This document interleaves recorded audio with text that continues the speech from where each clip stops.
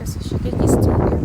Karibu tujifunze aina ya kukia inaitwa churros. Hii ni simple sana. Mahitaji yake ni blue band, sukari, unga wa ngano pamoja na maji. Sasa tuanze kuyeyusha blue band. Blue band nimeweka vijiko viwili vya chakula. Kwa hiyo nitaviyeyusha na baada ya hapo nitaweka sukari vijiko vyangu viwili.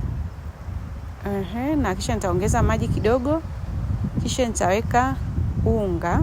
Nitaendelea kuchanganya kwenye mchanganyiko wangu ukiwa wa moto, na baada ya hapo nitazima moto, kisha nitautengeneza unga wangu kae vizuri kama wa maandazi hivi.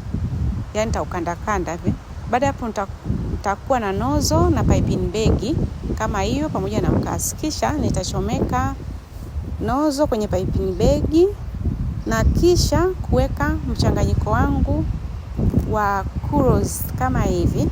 Hizi churros zinafaa kudesign kwenye nozo kama hivyo. Mimi nilianza kuweka maumbo kwa kutumia hiyo nozo, na baada hapo nikazikaanga zikaiva, na kisha nikatengeneza sosi ya chocolate. Nikaweka maziwa, hii hapo ni chocolate nyeupe, kisha nikaweka na cocoa.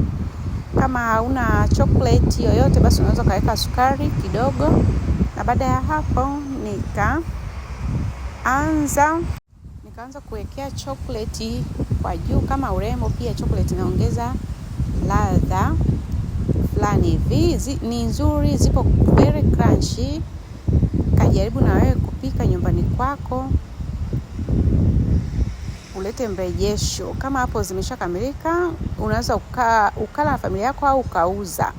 Asanteni, kwaherini, bye bye. Usisahau kulike, share na kusubscribe.